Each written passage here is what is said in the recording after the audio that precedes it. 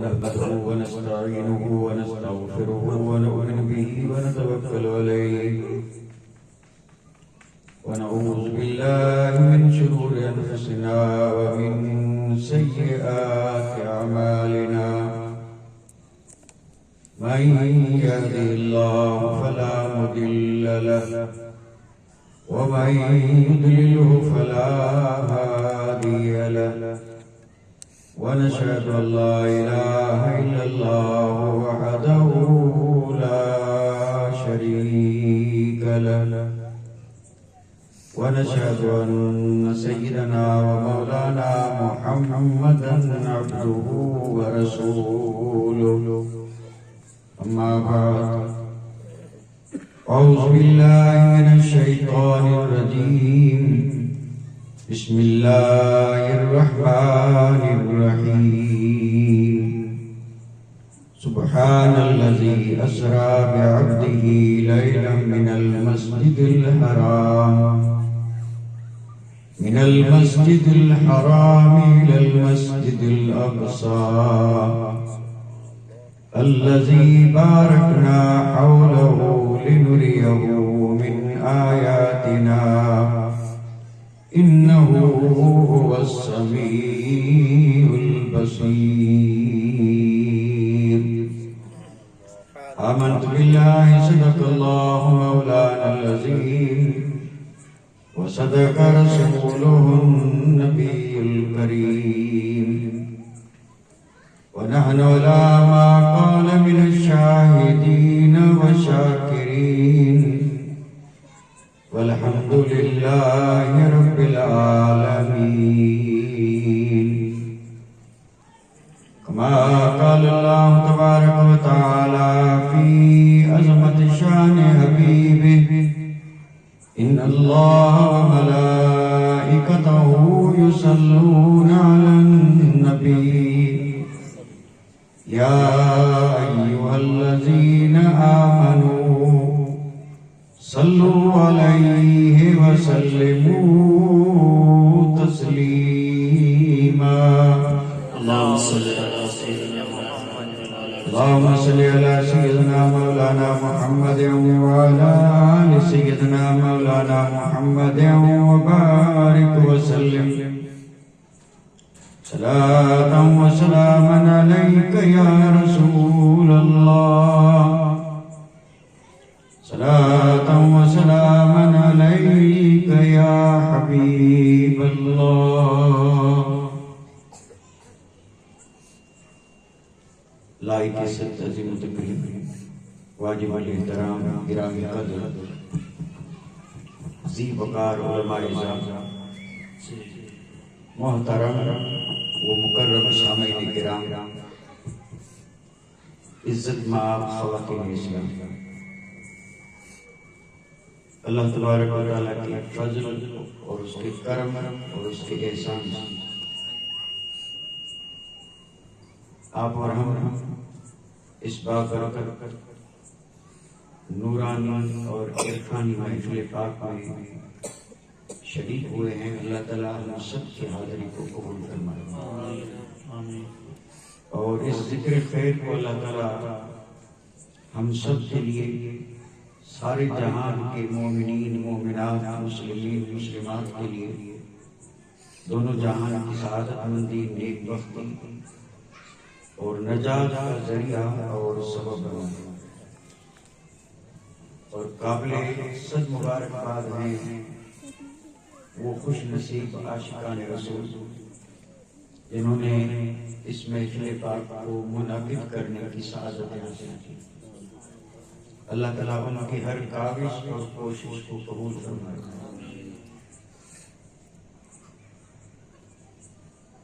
جشن معراج نبی صلی اللہ علیہ وسلم عالم اسلام میں بڑی دھوم دھام سے منایا اور جس سے جتنی حسب استطاعت حسب طاقت جس سے جتنی خوشی ہو سکتی ہے وہ اتنا ہی اپنی خوشی کا اظہار کرتا ہے. ان انگنت بے شمار عاشقان مصطفیٰ میں الحمدللہ اللہ تعالیٰ ہمیں بھی شریک فرمائے، اور اللہ تعالیٰ اس مبارک اور مقدس ذکر کے فیوز و برکات سے ہم سب کو مالا مال فرمائے۔ میں بڑے اختصار کے ساتھ معراج النبی صلی اللہ علیہ وسلم آپ حضرات کی خدمت میں بڑے ادب اور احترام سے عرض کرنے کی سعادت حاصل کروں گا، کیونکہ ہر مومن الحمدللہ اس چیز سے بخوبی واقف ہے۔ اگر لکھا پڑھا ہے تو اس نے پڑھ کر کے واقفیت حاصل کی ہے، اور لکھا پڑھا نہیں ہے تو اس نے سن کر کے اور ضرور کچھ نہ کچھ معلومات حاصل کی ہے۔ یہ واقعی میرا جہاں تک میرا وجدان گواہی دے رہا ہے، آپ نے ضرور کئی بار سماعت فرمایا ہوا ہے، یعنی یہ میرا حسن ظن ہے، کیونکہ یہ تو ہو ہی نہیں سکتا کہ عاشقان رسول ہوں اور معراج کا ذکر نہ ہو۔ تو انشاءاللہ معراج کا ذکر ہر سال ہوتا ہے، اور عموماً اکثر جگہوں پہ یہ مبارک مقدس مہینہ جب آتا ہے، رجب کا مہینہ، تو ہمارے مساجد کے خطبہ بھی جمعے میں ضرور ذکر فرماتے ہیں، لیکن کیونکہ اس میں اس سے معلومات وہی حاصل کر سکتا ہے جو جمعہ پڑھنے آیا ہو یا ٹائم پہ آیا ہو، اور اگر کچھ لوگ پڑھنے بھی آتے ہیں لیکن تقریر ختم ہونے کے وقت آتے ہیں تو وہ اس سے بھی معلوم رہ جاتے ہیں۔ تو رجب کا مہینہ آئے اور معراج کا ذکر نہ ہو، یہ تو ہو ہی نہیں سکتا۔ تو معراج شریف کا ذکر ہوتا ہی رہتا ہے، لیکن خاص کر کے اس طرح کی محفل سجانا یہ بڑی سعادت مندی کی بات ہے، اور یہ اللہ تعالیٰ کا بھی کرم ہے، اور آقا نامدار تاجدار مدینہ کی بھی رحمت اور آپ کا بھی کرم ہے کہ انہوں نے اپنے ذکر کے لیے ہمیں اجازت مرحمت فرمائی۔ ہم نے یہ محفل سجائی ہے اور ہم اس میں شریک ہوئے ہیں۔ ذکر کا حق تو آج تک نہ کوئی ادا کر سکا اور نہ قیامت تک اور نہ ہمیشہ تک ادا کر سکے گا، کیونکہ اس ذات کے ذکر کا حق کوئی کیسے ادا کر سکے گا جن کے بارے میں خود رب نے فرمایا وَرَفَعْنَا لَكَ ذِكْرَكَ، اے محبوب ہم نے آپ کے ذکر کو بلند فرما دیا۔ تو حق تو ادا ہو نہیں سکتا، ہاں یہ ضرور ہو سکتا ہے کہ ہم انشاءاللہ اپنی بخشش اور مغفرت کا سامان کر رہے ہیں۔ اللہ ذکر کے صدقے ہم سب جو اس محفل پاک میں شریک ہیں، اور ہم دعا یہ مانگیں گے کہ اگر کوئی شریک نہ بھی ہو سکا اللہ ان سب کی مغفرت فرمائے، اللہ ان سب کے گناہوں کو معاف فرمائے۔ اب میں چونکہ یہ واقعہ جو ہے یہ بہت طویل ہے، اس واقعے کا کوئی ایک حصہ بھی اگر ذکر کریں تو اس کے لیے بھی کافی وقت چاہیے، یعنی کوئی ایک حصہ بھی اگر ذکر کریں تو اس کے لیے بھی بہت زیادہ وقت چاہیے۔ تو اتنا لمبا سفر اور اتنا بڑا واقعہ جو ہے اس کو ظاہر بات ہے سمیٹ کر کے مختصر کر کے اور پھر بیان کرنا یہ بہت زیادہ مشکل بھی ہوتا ہے، اور اگر توجہ نہ ہو تو سمجھنا بھی مشکل ہوتا ہے۔ تو میں کوشش یہ کروں گا کہ اللہ کرے سمجھ میں آئے تو الحمدللہ، نہ آیا تو بھی انشاءاللہ محفل کی برکتیں تو حاضرین کو ملنے والی ہیں۔ یعنی اگر سمجھ میں آیا کچھ تو الحمدللہ، اور اگر کچھ سمجھ میں نہ آیا پھر بھی چل کر کے جو یہاں آئے ہیں اور اس محفل میں جو بیٹھے ہیں اس کی برکتیں تو انشاءاللہ ضرور سب کو ملیں گی، ہمیں بھی ملیں گی، آپ کو بھی ملیں گی، اور اللہ تعالیٰ سب کو ان برکتوں سے مالا مال فرمائے۔ اللہ تعالیٰ نے 1,24,000 نبی بھیجے، اور وہ سارے نبی انسانوں کی ہدایت کے لیے آئے، اور سارے نبی اللہ تعالیٰ کی طرف سے حق لے کر کے آئے۔ اب ایک ہے نبی اور لایا ہے حق. ان دونوں چیزوں کو ثابت کرنے کے لیے اللہ تعالیٰ نے نبیوں کو معجزے دیے. یعنی ایک تو یہ جب بھی کسی نبی نے یہ کہا کہ میں نبی ہوں اور میں تمہارے پاس اللہ کی طرف سے حق اور ہدایت لے کے آیا، صراط مستقیم لے کے آیا، جنت کا راستہ لے کے آیا، تو ظاہر بات ہے یہ دو چیزیں ہوئی. یعنی ایک تو اس ذات نے یہ کہا کہ میں نبی ہوں اور حق لے کے آیا. تو آپ اور ہم جانتے ہیں کہ قوم نے ڈائریکٹ اس مقدس نبی کی بات کو مانا نہیں. انہوں نے کہا اگر آپ نبی ہیں اور اللہ کی طرف سے آپ بھیجے ہوئے ہیں اور آپ اللہ کی طرف سے حق لے کے آئے ہیں تو اس کے ثبوت کے لیے کوئی چیز دکھائی تاکہ پتا چلے کہ واقعی آپ نبی ہیں اور آپ حق لے کے آئے. بس اسی چیز کو ثابت کرنے کے لیے اللہ تعالیٰ نے ہر نبی کو معجزہ دیا. اور معجزے کی تعریفیں جو اہل علم کرتے ہیں میں وہ تعریف یہاں نہیں کروں گا کیونکہ وہ تعریفیں ہمیں یعنی سمجھانے میں اور سمجھنے میں بہت وقت لگے گا. میں اس کو یوں سمجھا رہا ہوں، آپ حضرات کو سمجھا رہا ہوں. معجزہ یعنی جس دور میں جو نبی تشریف لایا اس دور کے پاس جو بڑے سے بڑی طاقت تھی، بڑے سے بڑی طاقت جو تھی، اللہ تعالیٰ نے نبی کو اس سے بھی بڑی طاقت عطا کی. اسی کا نام معجزہ یعنی توڑ. اب جس دور میں جو طاقت تھی اللہ تعالیٰ نے توڑ بھی ویسے ہی کی. میں اس کو طاقت اس لیے کہہ رہا ہوں تاکہ سمجھ میں آئے. اور اتنا تو بالکل آپ بھی سمجھ سکتے ہیں کہ جو نبی جس دور میں آیا اس نبی کی طاقت کا اس دور میں کوئی مقابلہ کر ہی نہیں سکتا. یعنی پوری انسانیت اور اس کے پاس جو ہے سب ایک طرف ہے، تنہا نبی ایک طرف ہے، خالی ہاتھ نبی ایک طرف ہے، اور بظاہر ہاتھ میں کچھ بھی نہیں، رہنے کے لیے گھر بھی نہیں، پھر بھی ان ساری طاقتوں سے ایک نبی کی طاقت جو ہے سب سے زیادہ. اسی طاقت کا نام معجزہ ہے. اب میں ایک اشارہ کروں اگر سمجھ میں آئے. فرعون نے 70,000 جادوگر جمع کیے تھے.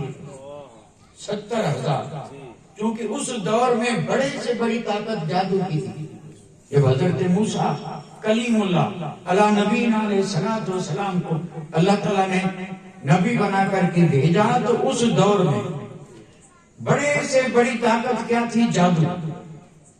اور وہ اسی جادو کے بل بوتے پہ خدائی کا دعویٰ کر بیٹھا تھا. اسی طاقت کے اوپر ناز کرتے ہوئے فرعون نے خدائی کا دعویٰ کیا تھا. اور حضرت موسیٰ نے جب آ کر کے کہا کہ میں اللہ کا نبی ہوں اور یہ سب کیا ہے؟ باطل ہے، میں حق لے کے آیا ہوں، اور یہ لوگوں تمہارے سامنے جو رکھا گیا یہ سب جھوٹ ہے، میں سچ لے کے آیا ہوں، اور تم جو کچھ بھی کر رہے ہو یہ دوزخ میں لے جانے والی باتیں ہیں، میں جنت کا راستہ لے کے آیا. اب جب آپ نے یہ کہا تو ظاہر بات ہے قوم نے کہا کہ اگر آپ واقعی سچے نبی ہیں اور حق لے کے آئے ہیں تو پھر معجزہ دکھائیں. اب اس کے لیے ٹائم ٹیبل بھی مقرر ہوا، وقت بھی مقرر ہوا. بڑا طویل واقعہ کیونکہ دور جادو کا تھا. تو فرعون نے پورے ملک کے 70,000 جادوگر بلائے اور 70,000 کے ہاتھ میں لاٹھیاں بھی تھی، رسیاں بھی تھی. ایک کے ہاتھ میں ایک لاٹھی ایک رسی، اور اس کی کل تعداد بنتی ہے 1,40,000. بڑے وسیع میدان میں جادوگروں نے لاٹھی ڈالی، سانپ بن گیا، رسا پھینکا، سانپ بن گیا. حضرت موسیٰ کلیم اللہ رب کے مقدس پیغمبر، اور ان کے ہاتھ میں تھا عصا، ایک ہی لاٹھی عصا جس کا ذکر قرآن میں ہے. اور یہ آپ کے ہاتھ میں عصا، اس کا پہلے والا ذکر اب وہ یہاں تو کر نہیں سکتے. تو یعنی 1,40,000 گویا سانپ رینگ رہے ہیں اور حضرت موسیٰ اکیلے ہیں یا حضرت ہارون ہیں، دو ہیں، اور آپ کے ہاتھ میں ایک ہی عصا ہے، اور یہ تھا معجزہ۔ اور اللہ تعالیٰ کے اذن سے حضرت موسیٰ کلیم اللہ نے جب عصا کو ڈالا تو یہ بہت بڑا سانپ بن گیا۔ اچھا، اب اس سانپ نے کیا کیا؟ ایک ایک کر کے وہ لاٹھی اور رسی کے جو سانپ بنے تھے سب کو نکلتا گیا، سب نکلتا گیا، اور سارا میدان صاف۔ اب نہ تو اس کے پیٹ کا حجم بڑھا، نہ اس کا وزن بڑھا، سانپ وہی کا وہی ہے۔ تو یہ 1,40,000 جو سانپ تھے وہ گئے کہاں؟ 1,40,000 جادوگروں کی طاقت ایک طرف ہے، اور ایک نبی کا طاقت اور ایک نبی کی طاقت اور اس کا معجزہ، تو یہی ہے عصائے موسیٰ، اسی کا نام ہے معجزہ۔ اور میں سمجھانے کے لیے لفظ طاقت کا لے رہا ہوں۔ 70,000 جادوگر، خدائی کا دعویٰ کرنے والا فرعون، اس کی ساری حکومت، اسباب سب ایک طرف ہیں، اور تنہا حضرت موسیٰ ایک طرف ہیں، اور وہ ان کی 1,70,000 لاٹھیاں اور رسیاں جو سانپ بن چکی تھی وہ ایک طرف ہیں، اور عصائے موسیٰ ایک طرف ہے۔ وہ سب کو نکل گئی۔ تو جب نکل گئی تو فرعون کے نصیب میں تو تھا نہیں، لیکن وہ جتنے جادوگر تھے سب نے کہا آمنا برب موسیٰ و ہارون۔ یعنی جب دیکھا کہ ہم سب کی طاقت پر اس کی طاقت بھاری ہے تو ہمارے پاس جادو تھا، اگر اس کے پاس بھی جادو ہوتا تو یہ ہم پہ غالب نہ آتا، لہذا ثابت ہوا کہ یہ جادوگر نہیں اور یہ رب کے نبی ہیں، اور یہ عصا یہ ان کا معجزہ۔ نعرہ تکبیر، نعرہ رسالت، معراج النبی۔ تو ہر نبی کو اللہ تعالیٰ نے معجزہ دیا۔ اب سارے معجزوں کا تو میں ذکر نہیں کروں گا، کیونکہ جیسا دور ویسا معجزہ۔ حضرت صالح علیہ نبینا علیہ السلام کو معجزہ دیا گیا، چونکہ وہ پتھر تراشی کا دور تھا، پہاڑوں کو تراش تراش کے پورا گاؤں بنا لیتے تھے پہاڑ کے اندر، اتنے ماہر تھے سنگ تراشی میں۔ تو حضرت صالح کو اللہ تعالیٰ نے علیہ نبینا علیہ السلام کو رب نے معجزہ یہ دیا کہ آپ نے پتھر پہ لاٹھی ماری، اسی وقت اونٹنی نکلی، اس نے اسی وقت بچہ دیا، اسی وقت۔ اور پھر اس کا تو واقعہ بھی زبردست ہے، یعنی اس میں دودھ بھی اتنا کہ ساری بستی پی کر کے سیر ہو جاتی۔ اور پھر تالاب کا پانی ایک دن حکم تھا کہ گاؤں والے لیں، اور دوسرے دن سارا پانی اونٹنی پی جاتی تھی۔ یہ اونٹنی نکلی تھی پتھر سے، یہ نبی کا معجزہ تھا۔ تو ظاہر بات اب وہ پتھر تراش کے مکان تو بنا سکتے تھے، لیکن لاٹھی مار کے پتھر سے اونٹنی نکالنا ان کے بس میں نہیں تھا۔ یہ طاقت ان پہ غالب آ گئی۔ حضرت عیسیٰ روح اللہ کا دور آیا، یہ طب کی ترقی کا دور تھا۔ سکرات میں آدمی ہوتا تھا اور طبیب ایسے ماہر کی دوا دے کر کے اور اس کو تندرست کر دیتے تھے، طب اور حکمت کا دور تھا۔ تو حضرت عیسیٰ روح اللہ کو رب نے معجزہ یہ دیا کہ تم تو جس میں سانس ہے اس کو زندہ کر رہے ہو۔ حضرت عیسیٰ پھونک مارتے تھے، مردے زندہ ہو جاتے تھے، یہ آپ کا معجزہ تھا۔ اسی کا تو ذکر ہے، یعنی دم عیسیٰ ید، یعنی ید بیدا، دم عیسیٰ ید بیدا، آج خوبا ہما دارند تو داری۔ یعنی وہ اگلے نبی جو معجزے لے کے آئے تھے تو یہ ان کے معجزے، کسی کے پاس وہ لاٹھی تھی، کسی کے پاس دم تھا، معجزے رب نے دیے، لیکن ذہن میں رکھیں کسی کو اللہ تعالیٰ نے ایک معجزہ دیا کافی تھا، ایک معجزہ ہی کافی تھا، کسی کو رب نے 2 دیے۔ حضرت موسیٰ علیہ نبینا علیہ السلام کو رب نے 9 معجزے دیے، جس میں قرآن مجید میں ذکر ہے، یعنی آتینا موسیٰ 9 آیات بینات۔ رب نے فرمایا ہم نے حضرت موسیٰ کلیم اللہ کو بڑے واضح روشن 9 معجزے دیے تھے، اس میں 2 تو بڑے مشہور ہیں، ایک لاٹھی والا معجزہ، ایک ید بیدا والا معجزہ، یوں ہاتھ بغل میں رکھ کے نکالتے تو جیسے سورج چمک رہا ہے، ماحول روشن ہو جاتا۔ اور یہ کوئی عیب نہیں تھا، یہ معجزے 9 معجزے۔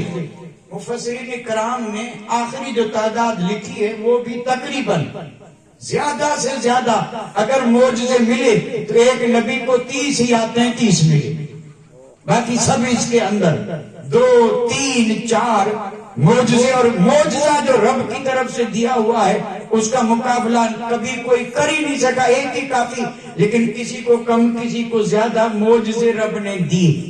نبی اور نبیوں کو رب نے معجزے دیے، کیوں دیے؟ اپنی نبوت اور حقانیت کو ثابت کرنے کے لیے، اور نبی کا معجزہ دنیا کی ساری طاقت پر غالب۔ یہ میں نے نتیجہ عرض کر دیا، یعنی کوشش یہ کی ہے کہ اللہ کرے معجزہ سمجھ میں آ جائے، تب تو معجزے کی بات چلے گی، معجزہ ہی سمجھ میں نہ آیا تو پھر کیا سمجھیں گے؟ تو میں اسی کو سمجھانے کی کوشش کر رہا ہوں۔ اچھا ایک بات اور عرض کر دوں، یہ بھی سمجھانے کے لیے، یعنی کوئی ایسا کام کہ جسے دیکھ کر کے دنیا حیرت میں پڑ جائے، دنیا حیرت میں پڑ جائے، تعجب میں پڑ جائے، اور اس کو بھی اور آسان کروں، یعنی انہونی ہو اور ہو جائے، انہونی ہو اور ہو جائے، اور آدمی دیکھ کے حیرت میں پڑے۔ بھئی بادل ہوں اور میہ برسے، یہ تو ہوتا ہی ہے، لیکن بادل ہے نہیں اور میہ برس رہا ہے تو حیرت نہیں ہوگی۔ تو نبی کے معجزے کی بھی شان یہی ہوا کرتی تھی کہ سبب نہیں ہے، لیکن بات ہو گئی، یہی معجزہ ہے۔ اور تیسرا معنی عرض کر دوں، معجزے سے مراد یہ ہے کہ نبی کی وہ طاقت کہ جو ساری دنیا کے انسانوں کو عاجز کر دے، کسی میں مقابلے کی طاقت نہ رہے۔ تو اللہ تعالیٰ نے نبیوں کو معجزے دیے، لیکن جب باری آئی آمنہ کے لال کی، اور جب تشریف لائے نبی ہی نہیں نبیوں کے نبی، تو آپ اور ہم الحمدللہ ایمان رکھتے ہیں، اور یہی ایمان ہے کہ اللہ تعالیٰ نے اگلے نبیوں کے سارے معجزے جمع کر کے میرے آقا کو دیے، سارے معجزے دیے، ایک بات۔ اور دوسری بات یہ ہے کہ اگلے نبیوں کو معجزے دے کر کے رب نے بھیجا، اور اپنے حبیب کو سر سے لے کے پاؤں تک سراپا معجزہ بنا کر کے بھیجا۔ تو یہ 2 باتیں ہوئی، یعنی انبیاء علیہ الصلوۃ والسلام معجزے لے کر کے آئے، میرے اور آپ کے آقا معجزے لے کر کے بھی آئے، اور رب کی بارگاہ سے سراپا معجزہ بن کر کے آئے۔ اب ہے کوئی جو میرے آقا کے معجزوں کی گنتی کر سکے؟ ایک تعداد میں عرض کروں گا، ہو سکتا ممکن ہے کہ حیرت ہو، لیکن قول ہے مفسرین کرام کا، اقوال ہیں جدا جدا۔ صحابہ کرام نے جو میرے آقا کے معجزے گنے تقریباً 77,000، صحابہ نے جو معجزے گنے وہ 77,000 یا 67، یہ 2 یعنی 67 تو راجے کون ہے، 67,000 یعنی 7,000 اور اوپر پھر 7,000، 67,000 یہ صحابہ نے گنے۔ اور ظاہر بات ہے صحابہ نے جو معجزے گنے تو یہ مدت کتنی؟ 23 سال کا عرصہ، 23 سال کا عرصہ میرے آقا نے نبوت کا اعلان فرمایا، کلمہ پڑھ کے صحابی بنتے گئے، اور پھر 63 برس کی عمر میں میرے آقا کا وصال ہوا۔ یہ 23 برس کے عرصے میں صحابہ نے جو معجزے دیکھے وہ 67,000 ہیں۔ تو اندازہ فرمائیے میرے آقا کے معجزے تو جب مصطفیٰ نہیں آئے تھے تب بھی تھے، اور میرے آقا نے وصال فرمایا اس سے لے کے قیامت تک میرے نبی کے معجزے رہیں گے۔ سب سے بڑا معجزہ قرآن ہے، اور معجزے کو کہتے ہیں آیت۔ علماء سے پوچھے معجزے کا ایک نام ہے آیت، اس سے ثابت ہوا کہ قرآن کریم کی جتنی آیتیں ہیں ہر آیت ایک معجزہ، ہر آیت ایک معجزہ۔ یہ ہے میرے نبی کے معجزوں کا حال۔ تو نتیجہ کیا نکلے گا؟ نہ کوئی گن سکا نہ گن سکے گا۔ میرے اور آپ کے آقا کے معجزوں کی کوئی مقدار متعین کر ہی نہیں سکتا۔ پھر تو یہی کہنا پڑے گا کہ نبی کا اٹھنا معجزہ، بیٹھنا معجزہ، کھانا معجزہ، پینا معجزہ، چلنا معجزہ، پھرنا معجزہ۔ نبی دیکھے تو بنے معجزہ، اشارہ کرے تو معجزہ، چاہے تو بنے معجزہ، سوئے تو بنے معجزہ، اور نبی جاگے تو بنے معجزہ۔ نبی جہاں ہے وہاں معجزہ ہی معجزہ ہے۔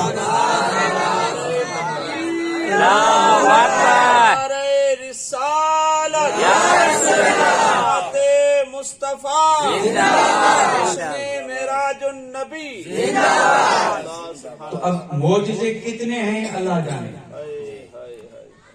ان سارے معجزوں میں دو معجزے بہت بڑے، سارے میں عرض کر رہا ہوں کہ کوئی گر ہی نہیں سکا۔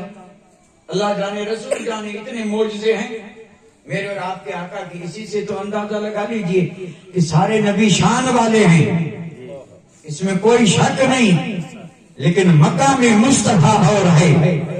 تلک الرسل فضلنا بعضهم على بعض منهم من کلم اللہ رفع بعضهم درجات۔ بلندیاں ہیں میرے اور آپ کے آقا کی، نبی سب شان والے ہیں، لیکن کیا شان ہے مصطفیٰ کی اس کا اندازہ لگا لیں کہ نبیوں کو معجزے دیے گئے، کسی کو 2 3 4 10 20، لیکن میرے آقا کے معجزوں کی کوئی گنتی کر ہی نہیں سکتا۔ اتنے معجزے ہیں کہ کوئی یہ نہیں کر سکتا کہ نبی کے اتنے، تو بتائیے شان کتنی بلند ہو۔ اس میں بڑے معجزے اور بھی تو ہیں نا، لیکن ان میں بھی سب سے بڑے۔ اب بتائیے، یہ جب مشرکین مکہ نے کہا تھا نا ہم آسمانی معجزہ دیکھنا چاہتے ہیں، تو آپ نے اشارہ کیا چاند 2 ٹکڑے ہوا، کیا یہ معجزہ کم ہے؟ یہ بڑا مشہور معجزہ ہے۔ آپ نے اشارہ کیا اور چاند، اور سیرت کی کتابیں اٹھا کر کے دیکھے، صرف اہل عرب نے نہیں، ہندوستان والوں نے بھی دیکھا کہ چاند 2 ٹکڑے ہوا ہے۔ اور یہ ہماری سیرت کی کتاب جو مکتب میں پڑھائی جاتی ہے، سیرت النبی، اس میں آپ اٹھا کے دیکھیں کہ جب یہ واقعہ پیش آیا تھا اس وقت کس ملک میں وقت کیا تھا، اور اس وقت چاند کس درجے میں تھا، اور اس وقت چاند کن کن ملکوں میں 2 ٹکڑے ہوتے ہوئے دیکھا گیا۔ کیا یہ معجزہ چھوٹا معجزہ ہے؟ یہ بھی بہت بڑا معجزہ ہے میرے نبی کا۔ اور مولا علی مشکل کشا کے لیے ڈوبے ہوئے سورج کو واپس لوٹا دیا۔ کیا یہ کوئی چھوٹا معجزہ ہے کہ سورج ڈوب گیا ہو اور میرے آقا دعا فرمائے، اشارہ فرمائے اور ڈوبا ہوا سورج واپس آ جائے اور مولا علی قضا نہیں بلکہ ادا پڑھیں؟ کیا یہ کوئی چھوٹا معجزہ ہے؟ بے شمار بڑے بڑے معجزے ہیں، لیکن ان سب میں 2 معجزے سارے معجزوں سے بڑے ہیں۔ اس 2 معجزوں میں پہلا معجزہ ہے قرآن، جو آج بھی ہر مومن کے گھر میں۔ سبحان اللہ سبحان اللہ۔ نبی کا معجزہ مومن کے گھر میں ہو اور گھر میں برکت نہ ہو، اس سے تو کوئی انکار کر ہی نہیں سکتا۔ قرآن نبی کا معجزہ ہے، بالکل حق ہے۔ یہ جو قرآن ہے اللہ کا کلام، یہ میرے اور آپ کے آقا کا یہ معجزہ ہمارے گھروں میں ہے یا نہیں؟ اچھا، پھر برکت کے لیے ادھر ادھر کیوں جا رہے ہیں؟ یہ ایک مسئلہ الگ ہے، اس پر میں ابھی کوئی بحث نہیں کروں گا کہ آخر ایسا کیوں ہو رہا ہے۔ اس کی وجہ اتنا بڑا معجزہ ہمارے بیچ میں ہو اور مسلمان پریشان ہو ہی نہیں سکتا۔ ہاں یہ ہے کہ معجزہ تو ہے، لیکن معجزے سے برکتیں حاصل نہیں ہو رہی ہیں، یہ اس معجزے کا قصور نہیں ہے، قصور ہمارا ہے۔ اور اگر قصور سننا چاہیں تو بالکل صاف ہے، یہ معجزہ تاک میں رکھنے کے لیے نہیں، سینے میں رکھنے کے لیے تھا۔ یہ معجزہ جو ہے اس کی آیتیں صرف تعویذ بنا کر کے گلے میں پہننے کے لیے نہیں تھی، ہر آیت اس لیے تھی کہ پڑھے سمجھے اس پہ عمل کرے، اور اگر عمل کرے تو یہ معجزہ ہے کہ یہ بلند ہے، اور جو پڑھے عمل کرے اس کی بھی معراج ہو جائے، وہ بھی بلند ہو جائے۔ بڑے سے بڑا معجزہ قرآن ہے میرے نبی کا، اور دوسرا معجزہ ہے معراج. دوسرا بڑے سے بڑا معجزہ ہے معراج جو کسی نبی کو نہیں ملا, کسی نبی کو نہیں ملا. اب وہ معجزہ ہے کیا؟ انہی جسم کے ساتھ میرے آقا گئے اور لامکہ میں جا کر کے سر کی آنکھوں سے رب کو دیکھا. یہ ہے بہت بڑا معجزہ, اسی کا نام ہے معراج. یہ میں نے جملہ ہی تو بولا ہے, یعنی جسم کے ساتھ گئے اور سدرۃ المنتہا سے بھی اوپر, اور وہاں جا کر کے سر کی آنکھ سے رب کو دیکھا. یہ ہے بہت بڑا, اور یہ میرے آقا کی خصوصیات میں سے, خصائص میں سے ہے. یہ معجزہ کسی نبی کو نہیں ملا. حد تو یہ ہے, بات آ گئی ہے تو عرض کرتا چلو. حضرت موسیٰ کلیم اللہ نے آرزو پیش کی تھی, اور یہ بڑے جلیل القدر پیغمبر ہیں. کوئی طور پہ جاتے تھے, رب سے کلام کرتے تھے, کلیم اللہ ہیں. اللہ اکبر, بندہ اور رب سے بات کر رہا ہے, اللہ سے کلام کرنے والے نبی کلیم اللہ. اور ہم بھی کہتے ہیں حضرت موسیٰ کلیم اللہ, یہ نبیوں کی شانیں ہیں نا. یہ سنی ہوں گی, پڑھی ہوں گی, لیکن یہ تو الگ بات ہے کہ اس پہ غور نہ کیا ہو. حضرت آدم خلیفۃ اللہ, حضرت نوح نجی اللہ, ابراہیم خلیل اللہ, اسماعیل ذبیح اللہ, عیسیٰ روح اللہ, حضرت موسیٰ کلیم اللہ, محمد حبیب اللہ. یہ ضرور نام سنے ہوں گے.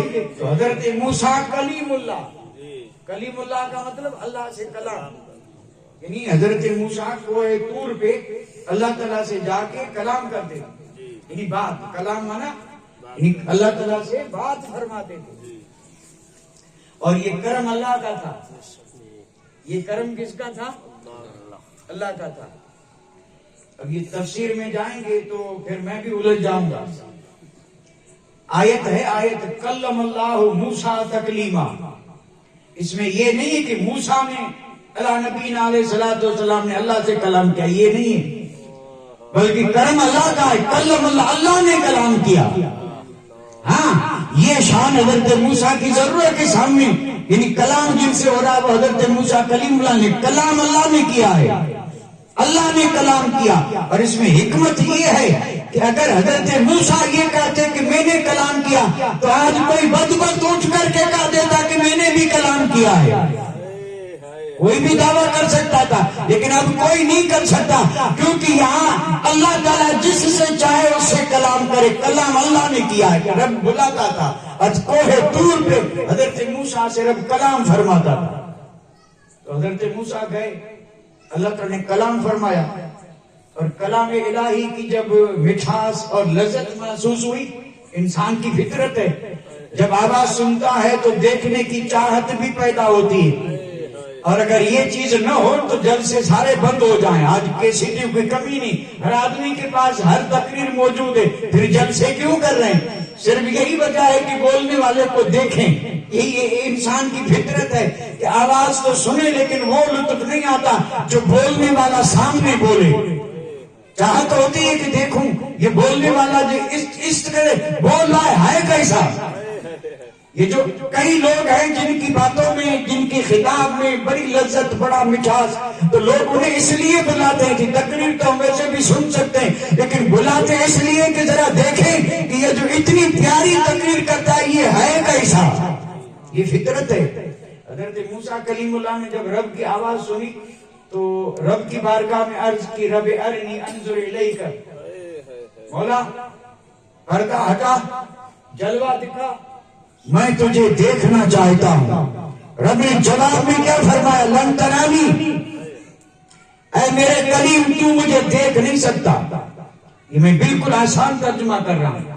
رب نے یہ نہیں فرمایا کہ میں اپنا آپ دکھا نہیں سکتا, نہیں, فرمایا تو نہیں دیکھ سکتا. اس میں ایک اشارہ اس بات کی طرف کوئی تو ہے جو دیکھے گا. تو نہیں دیکھ سکتا, کوئی ہے جو دیکھے گا. لیکن چونکہ دعا نبی کی تھی، اور اگر اس دعا کو یوں ہی رہنے دیا جاتا، یہ میں ایک درمیانی بات عرض کر رہا ہوں، دعا نبی کی تھی، اور اگر اس دعا کو ایسے ہی چھوڑ دیتا تو گستاخ کہتے کہ تم تو کہتے ہو نبی کی دعائیں قبول ہوتی ہیں، اور یہ حضرت موسیٰ نے دعا مانگی اور رب نے کوئی توجہ نہیں دی، نبیوں کی دعائیں کہاں قبول ہوتی ہیں؟ تو اس کا رد اور اس کو لاجواب کرنے کے لیے رب نے ارشاد فرمایا کلیم دعا تیری رد نہیں ہے، تو مجھے تو نہیں دیکھ سکتا، ہاں میں اپنے صفات کی تجلی پہاڑ پہ ڈالتا ہوں، اور پھر تو تجلی کو نہیں پہاڑ کو دیکھ، اگر پہاڑ پر تیری نظر ٹکی تو پھر دیکھنے کی بات کر۔ تو اللہ تعالیٰ نے اپنی صفات کی، دیکھو اب یہاں کیا کریں، ذات اور صفات، ایک ہے ذات اور ایک ظاہر بات ہے ہم تو یعنی اس چیزوں سے اتنے واقف نہیں ہیں، نام ضرور سنتے ہیں، لیکن اب جب تک یہ چیزیں سمجھ میں نہیں آئیں گی تو بات بھی سمجھ میں نہیں آئے گی۔ ایک ذات ہے اور ایک صفات ہے۔ اللہ تعالیٰ نے اپنی صفات، ذات نہیں، صفات کی تجلی، اور وہ بھی کتنی، یہ سوئی کی نوک جو ہے اس کے یعنی کروڑویں حصے کے برابر ہے۔ اب بتائیے حصہ کتنا، اتنا چھوٹا، یعنی صفات کی تجلی سوئی کے ناکے کے لاکھوں کروڑوں حصوں کے برابر اندازہ بھی نہیں، اتنی تجلی رب نے پہاڑ پہ ڈالی، اور وہ ذات کی نہیں صفات کی تھی۔ اور پھر ہوا کیا، یعنی حضرت موسیٰ مدہوش ہو گئے، پہاڑ جل گیا، ریزہ ریزہ ہو گیا، پہاڑ وہ تجلی برداشت نہ کر سکا۔ حضرت موسیٰ چونکہ پہاڑ نہیں نبی ہے، یہیں سے ثابت ہوا کہ پہاڑ کی طاقت اپنی جگہ پہ ہے، نبی کی طاقت اپنی جگہ پہ ہے۔ اگرچہ یہ صفات کی تجلی حضرت موسیٰ کو مدہوش تو کر گئی لیکن جلا نہ سکی، پہاڑ جل گیا، نبی جلا نہیں، نبی نبی ہے، اس میں کوئی شک نہیں، یہ شان نبی ہے۔ تو مدہوش ہو گیا، صفات کی تجلی ڈائریکٹ نہیں، یعنی بالواسطہ سیدھی نہیں، پہلے پہاڑ پہ اور پھر دیکھنا ہے، تجلی بھی صفات کی، پہلے پہاڑ پہ پھر دیکھا تو مدہوش ہو گئے۔ 40 دن ہوش نہیں آیا، 40 دن، اور پھر یہ واقعات تو بے شمار ہیں، اس میں آدمی الجھ کے رہ جائے گا۔ 40ویں دن کے بعد جب کچھ ہوش آیا، آنکھ کھلی، جیسے ہی آنکھ کھلی سامنے ایک اونٹوں کی قطار جا رہی تھی، کھلتے ہی نظر اس پہ پڑی، سب جل گئے، کیونکہ اس آنکھ نے رب کی صفات کی تجلی کا منظر دیکھا تھا، تو آنکھ میں تاب ایسی کہ اب کوئی برداشت، اس لیے حضرت موسیٰ رب کی بارگاہ میں عرض کرنے لگے، مولا دیدار کی تمنا کیا کی کہ یہ جو صفات کی تجلی دیکھی، آنکھ میں اب نور اتنا ہے کہ کوئی دیکھ ہی نہیں سکتا، کروں کیا؟ رب نے فرمایا کپڑا رکھ، اب جو کپڑا رکھے جل جائے، جتنا موٹا کپڑا رکھے آنکھ پر جل جائے۔ اب عرض کرنے لگے مولا کپڑا بھی چل رہا ہے، تو رب نے فرمایا عام کپڑا چھوڑ دے، نبی تیرے جسم سے جو کپڑا لگا ہے اس میں سے کپڑا نکال کے رکھ، کیونکہ تیرے جسم سے مس ہونے والا وہ کپڑا برداشت کر سکتا ہے، کیونکہ اس نے نبی کے جسم کے پسینے کو جذب کیا ہے اور جسم سے مس ہوا ہے۔ اللہ اکبر، نبی کے جسم میں جب کپڑا مس ہو جائے اس کی طاقت کا جب یہ عالم ہے تو نبی کے جسم کی طاقت کا عالم کیا؟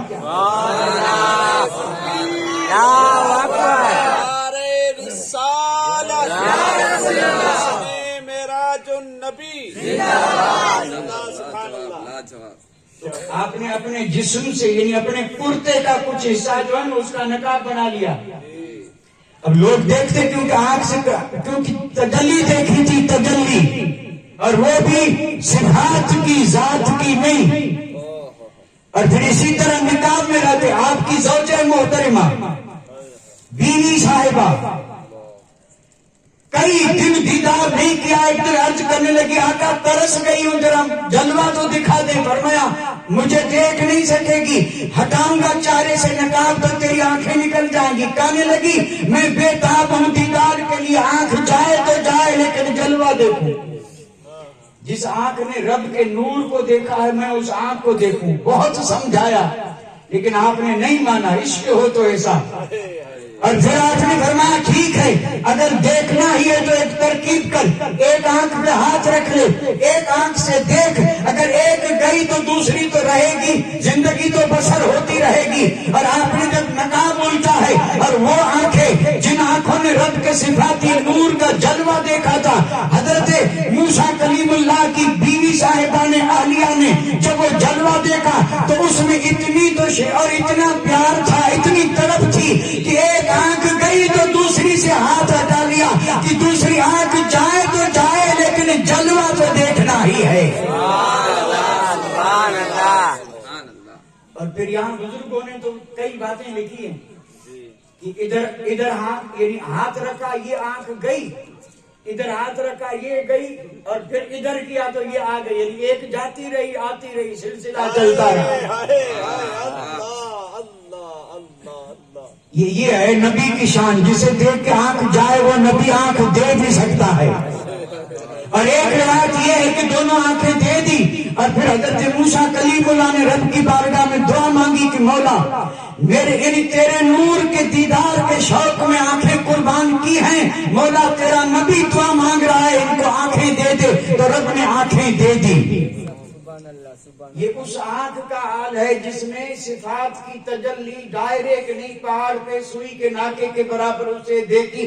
اس آنکھ میں اتنا نور, اس آنکھ میں اتنا نور.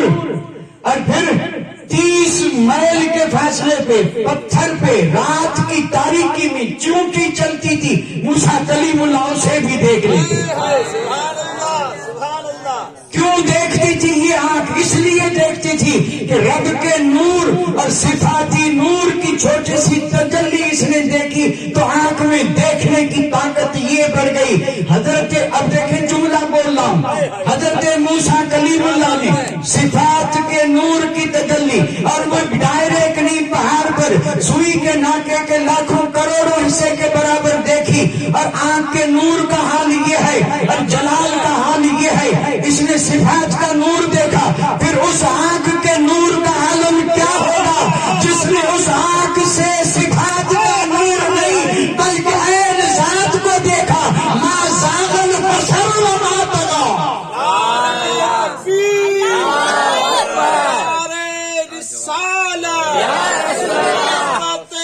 مصطفیٰ شان مصطفیٰ معراج النبی. اور دیکھا بھی تو تبسم کرتے ہوئے دیکھا, اور دیکھا بھی تو اس طرح کہ نہ آنکھ ادھر گئی نہ ادھر گئی نہ جھٹکی. کیا بات ہے. اب یہ اتنی بڑی بات ہے, سامنے جب بہت تیز کوئی روشنی ہو تو آنکھ ٹکتی نہیں, یا ادھر یا بند. لیکن رب کے ذات کو مصطفیٰ دیکھ رہے ہیں لا مقام میں, آنکھ جھپکی بھی نہیں, آنکھ ادھر ادھر بھی نہیں ہوئی. اور اسی لیے تو کہتے ہیں میرے مصطفیٰ کی آنکھ کو ما زاغ البصر والی آنکھ. آنکھیں تو سب کی ہیں لیکن مصطفیٰ کی آنکھ کون سی؟ وہ ہے جس نے عین ذات کو دیکھا. لیکن اس آنکھ میں نہ تو آنکھ ادھر ادھر اور جھپکی بھی نہیں. تو اب میں عرض یہ کرنا چاہتا ہوں کہ جو آنکھ ذات خدا کو اس طرح دیکھے, کیا اس آنکھ سے یہ محفل پوشیدہ ہوگی؟ اللہ اکبر. آپ نے غور ہی نہیں کیا, یعنی کائنات کا کوئی ذرہ, 18,000 عالم کا کوئی ذرہ میرے آقا کی نگاہ سے پوشیدہ نہیں.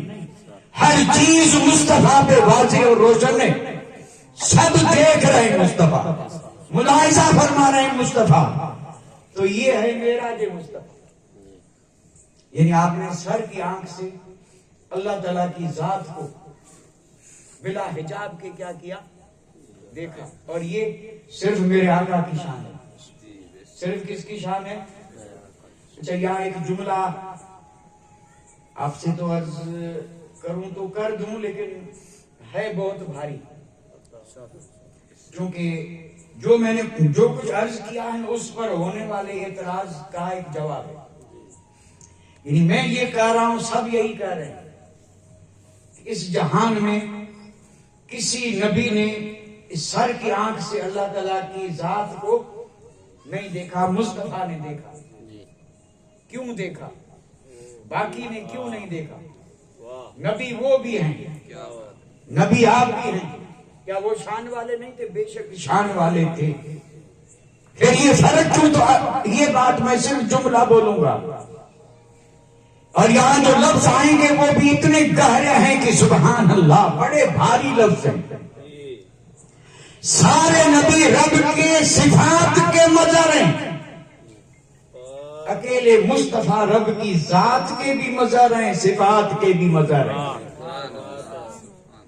سارے نبی اللہ تعالیٰ کی صفات کے مظہر ہیں، اس لیے صفات کو دیکھا، ذات کو دیکھ ہی نہیں سکتے۔ میرے اور آپ کے آقا ذات کے بھی مظہر ہیں اور صفات کے بھی مظہر ہیں، اس لیے آپ نے رب کی ذات کو بھی دیکھا اور رب کی صفات کو بھی دیکھا۔ تو یہی ہے معراج، یعنی مصطفیٰ جان رحمت نے ایک قلیل عرصے، بہت ہی مختصر عرصہ، اس میں آپ گئے اور آئے، اور اسی سفر کا نام ہے سفر معراج۔ اور واقعہ یوں ہے، اب میں تھوڑا سا واقعہ عرض کروں، اور وہ بھی بڑے اختصار سے۔ یہ رجب جو ہے نا، کل جو تاریخ تھی، کل رجب کی 27ویں تاریخ، میرے اور آپ کے آقا ام ہانی رضی اللہ تعالی عنہا کے گھر آرام فرما رہے ہیں۔ اب آرام فرما رہے ہیں تو اب یہ کس طرح آرام فرما رہے ہیں؟ نہیں، وہ تو آپ نے سن رکھا ہوگا۔ آپ حجرے میں گئے، اندر سے کنڈی لگائی، فرش پہ بستر ہے، چادر اوڑھی، سو گئے۔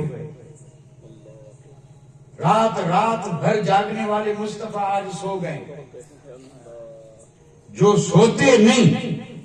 اور اللہ تعالیٰ خود فرما رہا ہے کہ قم اللیل الا قلیلا، محبوب ذرا کم جاگا کریں، پاؤں پہ ورم آ جاتا ہے، کچھ تو سو لیا کریں۔ آج مصطفیٰ سو گئے۔ ادھر رب نے جبریل امین کو حکم دیا کہ جبریل جا،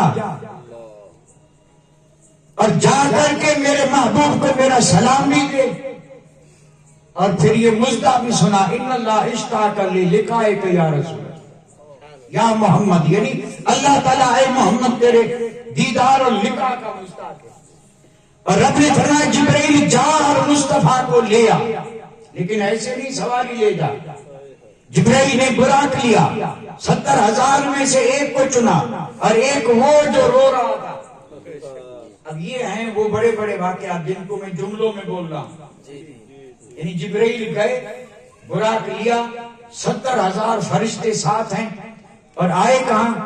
مکہ پاک میں، حضرت ام ہانی کے گھر کے پاس۔ جبریل امین نے آ کر کے دیکھا کہ کنڈی بند ہے، اب اندر جاؤں تو کیسے، جگاؤں تو کیسے؟ رب سے پوچھا، رب نے فرمایا آواز بھی مت دینا، دروازے پہ دستک بھی مت دینا، دیوار ہٹا کے نہیں، چھت توڑ کے اس میں سے جا۔ اب یہاں جو بات ہے اب کریں کیا صاحب، یعنی چھوڑنا بھی اچھا نہیں اور بیان تو کر ہی نہیں سکتے۔ اب یہ چھت میں سے جبریل نے سوراخ کیا تھا، اور سوراخ کتنا تھا؟ ایک سوئی اندر جا سکے اتنا، یہ سوئی چھت میں سوئی اندر جا سکے اتنا سوراخ۔ اسی سوراخ میں سے جبریل اندر گئے، اور جبریل کا ایک پر اتنا بڑا ہے کہ مشرق اور مغرب کو ڈھانپ لے، اور ایسے جبریل کے 600 پر ہیں۔ اب دیکھیں یہ کتنی، یعنی اب اس کو اگر پھیلانے جائیں تو یعنی ہمارا تو وقت ہی ایسا ہے کہ گھنٹے 2 گھنٹے کا تو یہی ایک معاملہ ہے۔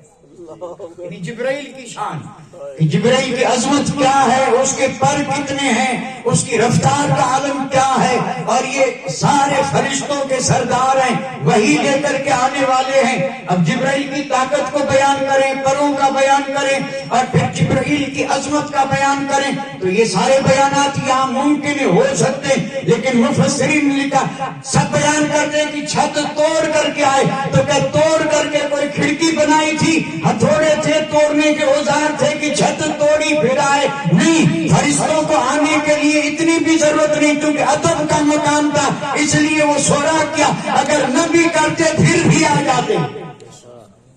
تو جبرائیل آئے، دیکھا مصطفیٰ سو رہے، تو رب کی بارگاہ میں عرض کیا کہ جگاؤں کیسے؟ تو اللہ تعالیٰ نے فرمایا کہ تیرے ہونٹ ہیں کافور کے اور میرے حبیب کے قدم ہیں نور کے، قدم مصطفیٰ کو بوسا دے، مصطفیٰ بیدار ہو جائیں گے۔ جبرائیل نے بوسا دیا، مصطفیٰ بیدار ہوئے اور پوچھا جبرائیل کیسے آنا ہوا؟ تو انہوں نے کہا کہ رب نے مجھے بھیجا ہے اور میں آپ کو لینے کے لیے آیا ہوں، براق تیار ہے، 70,000 فرشتے باراتی بن کے کھڑے ہیں، لہذا تیاری کیجئے۔ آپ نے وضو کیا اور پھر وہ ساری باتیں آپ کے ذہن میں ہوں گی، یعنی غسل کیا، کپڑے بدلے اور پھر شک صدر ہوا، سینے اور قلب پاک کو نکالا گیا، نکال کر کے اور سونے کے دشت میں زمزم کے پانی سے مصطفیٰ کا دل دھویا گیا۔ یہ شک صدر ہے جو 4 بار ہوا، حکمتیں جدا جدا ہیں، سینے کو چیرا بھی، دل کو نکالا بھی، دھویا بھی، رکھا بھی، سیا بھی، کوئی اثر نہیں، کوئی خون نہیں، یہ سب ہو رہا ہے۔ اور پھر وہ روایتیں بھی عرض کرتا چلوں، جبریل امین نے جب دل نکالا، قلب مصطفیٰ پہ جب نظر گئی تو جبریل بھی حیرت میں پڑ گئے اور کہنے لگے اللہ سبحان اللہ، قلب سدید لہو عینان یبصر اور لہو اذنان یسمعان۔ فرمایا یہ دل کیسا دل ہے کہ اس کی 2 آنکھیں ہیں جو دیکھ رہی ہیں اور اس کے 2 کان ہیں جو سن رہے ہیں۔ نعرہ تکبیر، نعرہ رسالت، رسالت مصطفیٰ ہے کسی کا دل ایسا؟ اللہ، اس دل کو کوئی سمجھ نہیں سکا، کوئی سمجھ ہی نہیں سکا۔ جی جی جی۔ اور اگر اس کی مزید وضاحت دیکھنی ہو تو یہ جو روزانہ سلام پڑھتے ہیں نا اعلیٰ حضرت کا، اس کو غور سے پڑھ لیں۔ یہ جو پڑھتے ہیں، جو پڑھ سکتے ہیں، میری ان سے درخواست ہے وہ پڑھ لیں۔ قلب مصطفیٰ کیا ہے اس میں سارا ذکر ہے۔ اس سلام میں، اس سلام میں اعلیٰ حضرت عظیم البرکت نے میرے آقا کے ہر عضو کی شان بیان کی ہے، لیکن جب دل کی بات آئی تو کیا سمجھ میں نہیں آ رہا ہے۔ ہاں اتنا ہے کہ یہ دل سمجھ میں تو نہیں آتا، لیکن رب کے رازوں کا مخزن ہے، غنچہ ہے رب کے راز کا۔ باقی سمجھ میں، باقی سب سمجھ میں آ گیا، گلے قدس کی پتیاں اور وہ بازو جن کو بارے 2 عالم کی پرواہ نہیں، اور پھر دور و نزدیک سے سننے والے کان، ہر عضو کی شان بیان کی، لیکن جب دل کی بات آئی تو کہا یہ دل سمجھ میں آ ہی نہیں سکتا۔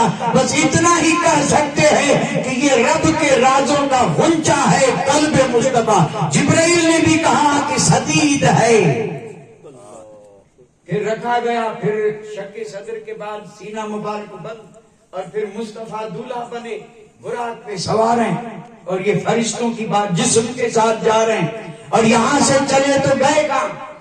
مسجد اقصی، یہ جو ہے نا فلسطین میں قبلہ اول، جو آج کل یہودیوں کے قبضے میں ہے، قبلہ اول بیت المقدس، مسجد اقصی، مسجد حرام سے سواری چلی اور پہنچے مسجد اقصی، اور وہاں پہنچے تو 1,24,000 نبی سب وہاں پہلے سے منتظر ہیں، اور وہ بھی روحانی طور پہ نہیں، جسمانی طور پہ۔ سن لیں، یعنی جتنے نبی پہلے تشریف لے گئے سارے نبی مسجد اقصی میں میرے اور آپ کے آقا کے انتظار میں کھڑے ہیں۔ اور میرے آقا جب وہاں پہنچے تو جبریل نے ایک جگہ سورا کر کے براق کو باندھا، آگے بڑے اذان دی جبریل نے، مصلی خالی تھا، اور پھر عرض کی یا رسول اللہ امامت فرما دیں۔ اب مصطفیٰ بنے ہیں امام اور سارے نبی بنے ہیں تو امام الانبیاء ہوئے یا نہیں؟ اور پھر یہاں پر جو بزرگوں نے حالات لکھے ہیں، سبحان اللہ، یہ صرف نماز ہی نہیں ہوئی تھی، نماز کے بعد ہر نبی نے خطبہ پڑھا تھا، ہر نبی نے کھڑے ہو کر کے خطبہ پڑھا تھا، اور یہ خطبہ بھی ختم ہو گیا۔ پھر جبریل امین نے عرض کی یا رسول اللہ سوار ہو جائیں، پھر آپ براق پہ سوار ہوئے، اب یہ عروج ہے، یہی معراج شروع ہوا، اور حدیثوں میں یہی سے ذکر آ رہا ہے، کیونکہ یہاں تک تو قرآن میں ہے جو معراج کے 3 مرحلے ہیں، مسجد حرام سے مسجد اقصی، مسجد اقصی سے سدرۃ المنتہا، اور سدرۃ المنتہا سے اوپر جہاں تک رب نے چاہا۔ یہ 3 منزلیں، 3 مرحلے ہیں، اور یہ پہلا مرحلہ جو ہے، نبیوں کا آپ نے نماز پڑھائی، نبیوں نے خطبے پڑھے، نبیوں نے زیارت کی، نبی انتظار میں تھے، ہر نبی اپنے اپنے دور میں خطبے پڑھتا رہا، انتظار کرتا رہا کہ مولا بھیج دے، مولا بھیج دے، اور آج انہیں پتا چلا کہ نبی ہمارے دور میں تو نہیں آئے، لیکن آج مجھ سے اقصی میں آنے والے ہیں، تو ہر نبی وہاں دیدار کا منتظر کھڑا تھا، اور مصطفیٰ تشریف لائے تو گویا کہ نبیوں نے دیدار بھی کیا اور وہ آرزویں بھی پوری ہوئی۔ سبحان اللہ، سبحان اللہ۔ اب یہاں سے چلے، ہائے ہائے جبریل ساتھ ہیں، براق سواری ہے، تیز رفتاری کا عالم یہ ہے کہ جہاں نظر پڑتی ہے قدم وہاں تک، یعنی ایک قدم نظر جہاں پڑتی ہے وہاں ایک قدم، اتنی تیز رفتار۔ اس سے کیا سمجھے؟ کچھ سمجھ میں نہیں آئے گا۔ پہلے آسمان پہ گئے، جبریل امین نے دروازہ کھٹکھٹایا، تو جو دربان تھا اس نے پوچھا کون؟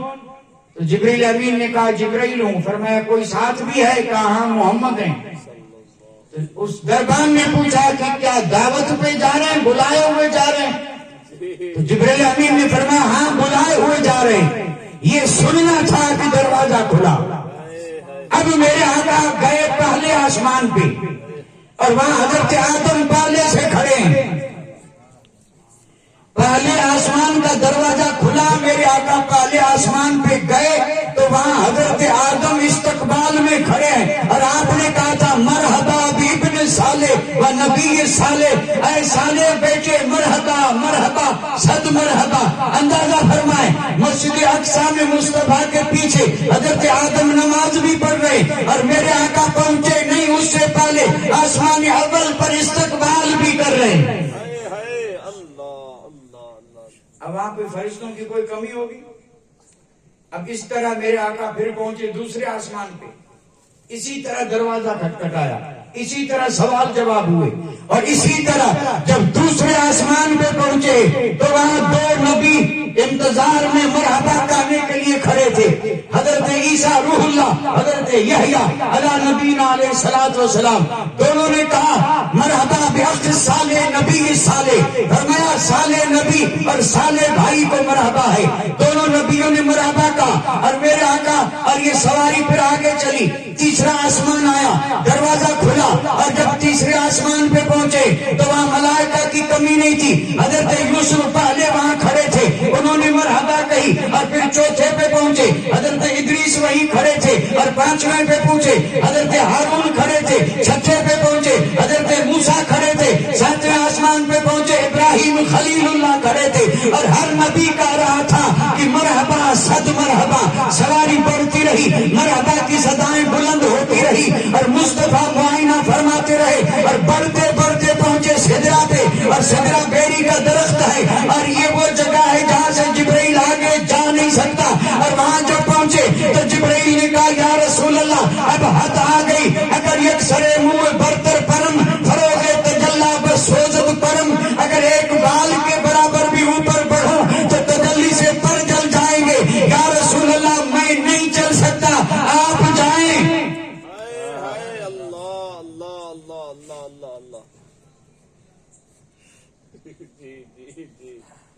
اب یہ آپ اندازہ فرمائیے، جہاں جبرائیل نہ جا سکے، یہ نوری ہے نا، اور میرے آقا جسم کے ساتھ جا رہے ہیں، تو یہ جو کہتے ہیں نبی بھی بشر ہم بھی بشر، اب یہ بشر بشر کی رٹ لگانے والے ذرا یہ بھی تو سوچ لیتے کہ سید الملائکہ جبرائیل سراپ نور ہیں، نوری جہاں نہ جا سکے وہاں میرے آقا جا رہے ہیں۔ جبرائیل کہیں ایک بال بھر بھی آگے نہیں بڑھ سکتا، جل جاؤں گا۔ میرے آقا نے فرمایا جبرائیل اتنا لمبا سفر ساتھ میں رہا، لینے بھی تو آیا، ہر آسمان کا دروازہ تو نے کھٹکھٹایا، چون در دوستی مخلصم یافتی انانم جو صحبت چرا تافتی۔ تو جبرائیل نے کہا یا رسول اللہ حد آ گئی. فرمایا کوئی حرج نہیں. اور یہی اسی موقع پہ میرے آقا نے فرمایا تھا جبرائیل یاد کر میرے دادا خلیل اللہ کو جب آگ میں ڈالا جا رہا تھا تو تو نے آ کر کے کہا تھا کہ خلیل اللہ کوئی حاجت کوئی ضرورت ہو تو کہہ دو میں رب سے جا کے عرض کر دوں. میرے آقا نے فرمایا جبرائیل تو نے میرے دادا پر یہ ایک احسان کیا تھا. حالانکہ انہوں نے فرما دیا تھا کہ مجھے تیری ضرورت. حضرت ابراہیم نے کہا جبرائیل مجھے تیری ضرورت نہیں ہے, میرا رب میرے حال سے واقف ہے. اور پھر رب نے فرمایا یا نار کونی بردم و سلام علی ابراہیم. آگ گلزار بن گئی. لیکن جبرائیل کو حضرت ابراہیم خلیل نے جواب یہی دیا تھا. جبرائیل نے کہا کوئی حاجت کوئی ضرورت ہو تو آپ فرمائے رب کی بارگاہ میں عرض کر دوں. تو میرے آقا نے فرمایا جبرائیل یاد کر تو نے میرے دادا سے یہ کہا تھا, وہ دادا تھا. کیا بات ہے. اور آج جبرائیل میں جا رہا ہوں بتا تیری کوئی حاجت ہو تو کہہ دے کہ رب کی بارگاہ میں عرض کر دوں. یہ ہے مقام مصطفیٰ. تو جبرائیل نے دیکھا موقع اچھا ہے. یہیں سے جبرائیل کے ایمان عقیدے اور جبرائیل کا خیال جو ہے اس کی اتنی عکاسی اور اتنا یعنی ظاہر ہوتا ہے معاملہ کہ ایمان تازہ ہو جائے. جبرائیل نے کہا میری کوئی آرزو خواہش نہیں, معاملہ صرف ایک ہے, اگر رب کی بارگاہ میں منظور کروا دے تو بڑا احسان ہوگا, بڑی مہربانی ہوگی. ایک ہی بات ہے عرض کر دے رب کی بارگاہ میں. تو مصطفیٰ جان رحمت نے فرمایا جبرائیل وہ بات کیا ہے. فرمایا بات اتنی ہے کہ جب پل صراط کو رکھا جائے جو بال سے باریک ہے تلوار سے تیز ہے, اور جب اس پہ تیری امت کا گزر ہو تو رب سے یہ منظور کروا کے آنا کہ اس وقت میں اس پل پہ تر بچھا دوں اور امت خیر سے گزر جائے. اچھا جبرائیل نے اور کوئی چیز نہیں مانگی, یہ کیوں مانگی؟ اس کا جواب یہ دیا ہے کہ مصطفیٰ کو اپنی امت سے پیار ہے. اور جبرائیل بھی جانتے تھے کہ بات امت کے لیے ہوگی تو مصطفیٰ راضی ہوں گے, اور مصطفیٰ راضی ہوئے تو رب راضی ہوگا, اور رب راضی ہوا تو نہ معلوم کیسے کیسے انعام اور دے گا. اس لیے جبرائیل نے بھی مصطفیٰ جان رحمت کو راضی کرنے کے لیے یہ عریضہ رکھا, اور وہ بھی یہ ذہن دے رہے ہیں کہ امت پر مصطفیٰ اتنے مہربان ہیں کہ امت کی بھلائی کی بات کرو مصطفیٰ راضی, امت کی خیر خواہی کی بات کرو تو مصطفیٰ. تو میرے آقا نے فرمایا ٹھیک ہے یہ منظور ہو جائے گا. تو جبرائیل کے پر اور اس امت کے قدم اس پہ بولے کی نہیں ضرورت نہیں ہے. جبرائیل کے قدم اس کے اوپر سے گزرنا ہے. تو اب یہ تو ایک لمبی چوڑی بحث ہے اور اس میں الجھنے کی بھی ضرورت نہیں ہے, لیکن جبرائیل نے تو کتنی خیر خواہی کی اس امت کی کہ پل صراط سے جب یہ امت گزرے تو اللہ تعالیٰ مجھے یہ اذن دے, اجازت دے کہ میں پل پہ پر بچھا دوں اور یہ امت جو ہے وہ خیر سے سلامتی کے ساتھ گزر جائے. تو میرے آقا نے بھی کیا جواب یہ دیا تھا کہ تو پر بھی بچھائے گا پتہ بھی نہیں چلے گا, میری دعا کے صدقے میں امت گزر جائے گی. میرے آقا نے فرمایا میں وہی کھڑا ہو کے دعا کرتا رہوں گا, رب سلم امتی رب سلم امتی, تیرے پر سے گزرے یا نہ گزرے تجھے پتہ بھی نہیں چلے گا, امت گزر یعنی پل سے گزارو کہ راہ گزر کو خبر نہ ہو, جبریل پر بچھائیں تو پر کو خبر نہ ہو. یہ دعائیں مصطفیٰ ہے اس امت کے لیے, اور مصطفیٰ دعا مانگے کہ مولا امت گناہ گار ہے اور اس کو خیریت سے پار پہنچا دے, اور اس طرح یہ گزر جائے کہ اگر جبرائیل پر بھی بچھائیں تو جبرائیل کے پر کو پتہ نہ چلے. قربان جاؤں عاشقوں کے امام تیرے ذہن پہ. پل سے گزارو کہ راہ گزر کو خبر نہ ہو. کیا بات ہے. پر تو بعد میں, پل سے گزارو کہ راہ گزر کو خبر نہ ہو, جبریل پر بچھائے تو پر کو بھی خبر نہ ہو. اور میرے آقا دعا مانگے اور پھر قبول نہ ہو, نہیں ہو ہی نہیں سکتا. یہ مہربانی ہے مصطفیٰ کی اس امت میں. تو جبرائیل تو آگے نہیں جا رہے ہیں, پھر آگے میرے آقا جا رہے ہیں. سبحان اللہ. اب آگے لامقام ہے, اور لامقام میں حجابات ہیں, پردے ہیں, ہٹتے گئے. میرے آقا بڑھتے گئے, بڑھتے بڑھتے وہ یعنی مقام آیا، وہ مقام، اللہ اکبر۔ اب لا مقام کسے کہتے ہیں اور یہ حجابات کیا ہیں، اس میں مصطفیٰ کس طرح گئے اور پھر گئے اور وہاں رب کا دیدار فرمایا، اور اوہا الی عبدہ ما اوہا، یہ ساری باتیں ہوئی اور یہ وحی بھی ہوئی اور بے شمار اللہ تعالیٰ کے انعامات بھی ہوئے، اور اس کے بعد میرے آقا پھر واپس آئے۔ واپس بھی آئے کہ نہیں آئے؟ واپس آئے، یعنی گئے۔ اور اس میں دو باتیں، کچھ لوگوں کو جانے پہ تعجب ہو رہا ہے کہ گئے کیسے، اور کچھ لوگوں کو اس پہ حیرت ہو رہی کہ گئے کیسے۔ یہ تعجب کی بات نہیں ہے، تعجب کی بات تو یہ ہے کہ وہاں جا کے پھر آئے کیسے، یہ ہے تعجب کی بات۔ کیا بات ہے، ہائے ہائے اللہ۔ یہ دو باتیں ہیں نا۔ ابھی ایک تو کچھ لوگ وہ ہیں جو کہتے ہیں اتنا طویل سفر کیسے کیا جسم کے ساتھ، عقل تو اس کو یہ عقل بیچاری ہے کتنی، اور اس عقل کی حیثیت ہی کیا ہے۔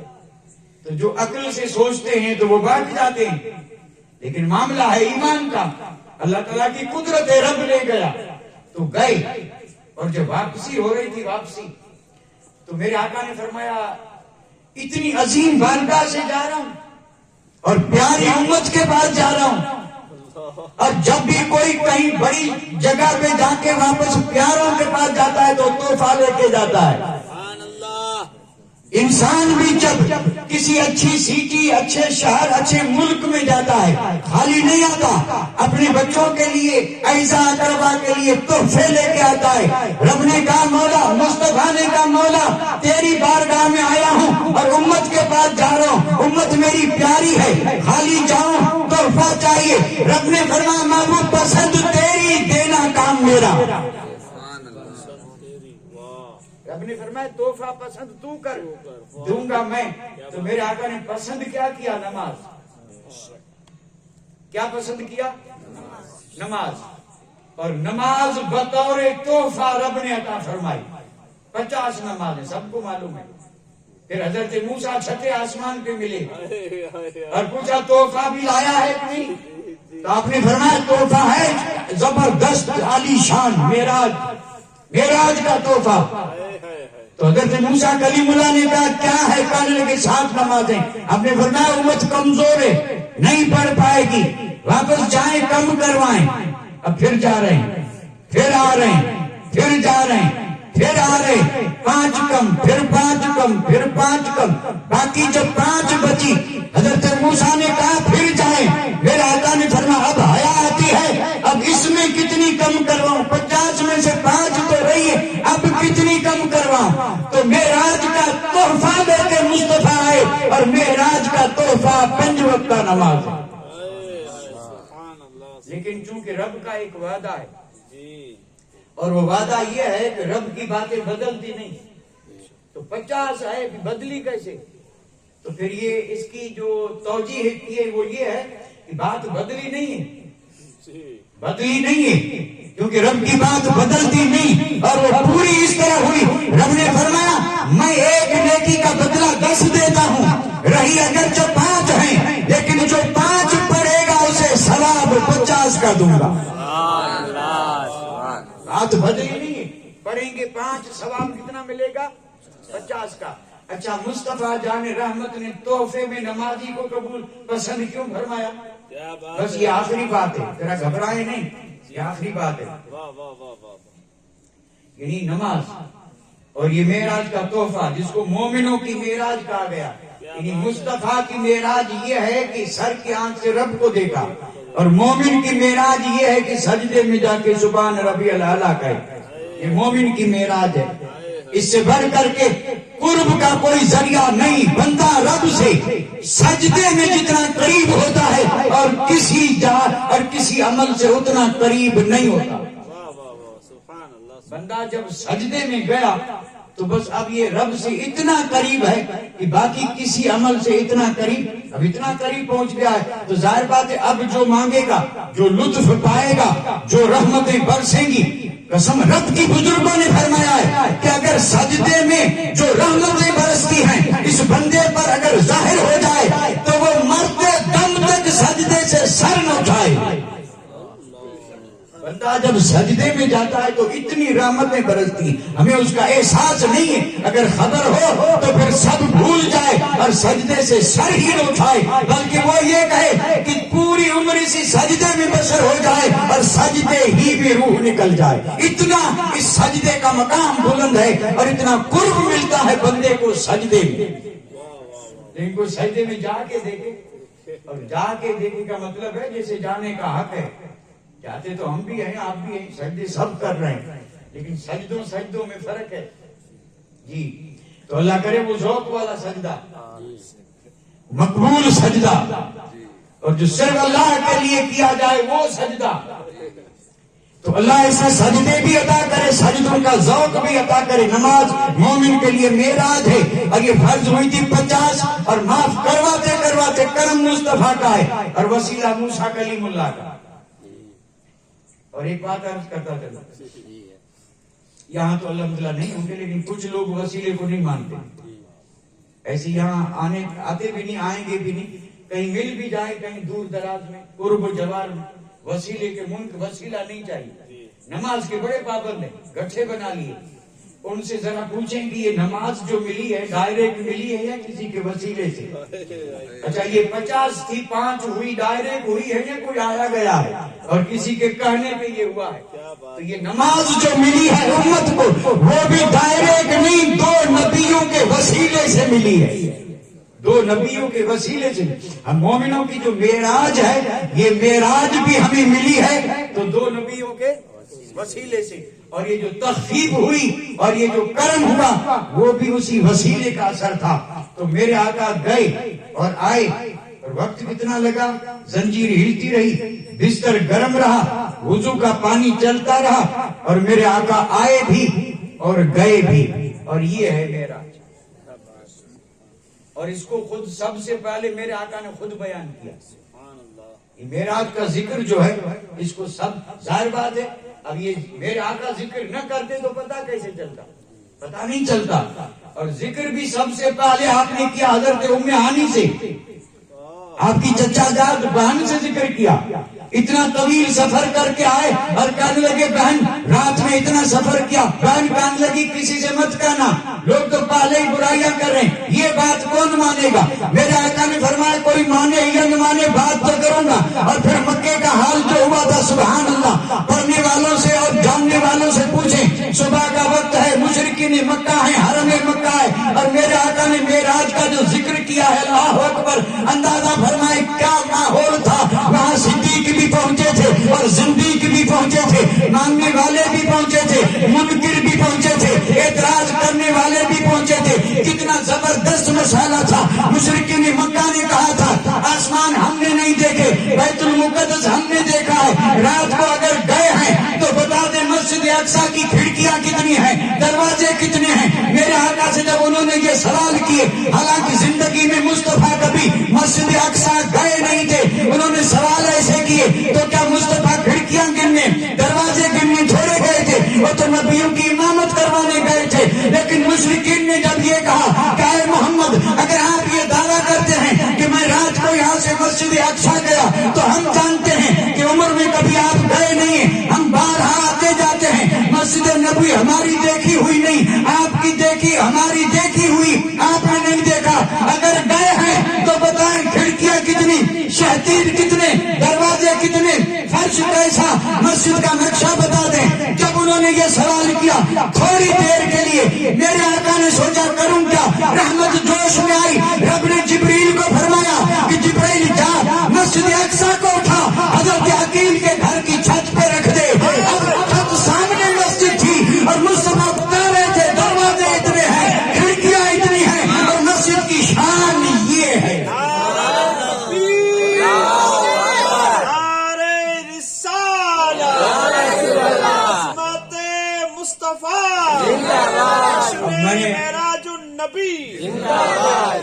اتنا بڑا گھنٹے کا واقعہ میں نے ایک سانس میں بول دیا، کیسے سمجھ میں آئے گا؟ بیچ میں نے سانس بھی نہیں لی، اور سانس اس لیے نہیں لی کہ وقت کا تقاضا ہے، سانس لیتا آہستہ آہستہ بولتا تو اور زیادہ وقت جاتا، اور یہ تو مشکل ہے، بھاری پڑے گا، اس لیے میں نے تھوڑی سی کوشش کی۔ मामला बड़ा जबरदस्त है। मस्जिद अक्सा को उठाया, हजरत अकील की घर के छत पे रखा। छतें तो और भी थी न, वाह वाह वाह वाह वाह वाह वाह छतें और भी थी। जी, हजरत अकील की घर की छत क्यों? क्यों? वाह वाह वाह। यहीं से मकाम अहल बैत भी साबित हो रहा है। सुभान अल्लाह। अल्लाह। अच्छा एक बात फिर पूछूं, अभी मैं हमेशा सवाल बहुत किया करता हूँ, आज मैंने एक भी सवाल नहीं किया, एक भी सवाल नहीं। हालांकि इतनी तकरीर में तो 10 सवाल कर, एक भी सवाल नहीं किया, लेकिन लास्ट में एक तो सवाल कर सकता हूँ कि मस्जिद अक्सा को उठा के यहाँ रखा, वहां थी कि नहीं? वाह वाह वाह वाह वाह। जो मस्जिद अक्सा जिब्रील उठा के लाए यहाँ रखा, वहां थी या नहीं? ये सवाल है। तो इस सवाल का जवाब आप दे सके या ना मैं दे रहा हूं। इसका जवाब बुजुर्गों ने दिया कि हर चीज की सूरतें दो हैं, एक है हकीकी और एक मिसाली। तो जिब्रील ने जो यहाँ ला के रखा वो इन दो में से एक को, यहाँ फिर बासें चिड़ी है, फिर बास चिड़ी है, यानी हर चीज की शक्लें दो हैं, एक हकीकी एक मिसाली। और यही सवाल बैतुल्लाह के आने जाने पे भी होता है। गौसे आजम ने फरमाया बैतुल्लाह आता है और आके मेरे घर का तवाफ करता है, तो मक्के से बैतुल्लाह बगदाद आ जाए तो उम्रे वाले वहाँ तवाफ किसका करेंगे, हज वाले तवाफ किसका करेंगे? बैतुल्लाह तो कभी बगदाद में है, कभी राबिया बसरिया के पास है, कभी इब्राहिम अधम के पास है। बैतुल्लाह वलियों की जियारत के लिए जा रहा है, तो हाजी वहाँ जाके हज किसका करेंगे? तो जवाब दिया है कि सूरतें दो हैं, एक हकीकी एक मिसाली है। और ये जो तवाफ करने आता है ये हकीकी नहीं मिसाली सूरत आती है, ये जवाब दिया है। लेकिन आशिक तड़प उठे, फरमाया नहीं, मिसाली वहां आती है, हकीकी यहाँ आती है। आप क्या समझे? ये मिसाली हकीकी नहीं समझेंगे, मैं भी समझ रहा हूं नहीं समझेंगे, लेकिन है इसमें कोई शक नहीं। आप अभी जाके सोएंगे, अल्लाह करे चैन की नींद आए, और जो आशिक हैं सोते ही आंख लगी मदीने में घूम रहे हैं। कहाँ घूम रहे हैं? मदीना। तो ये बिस्तर पे कौन सोया है?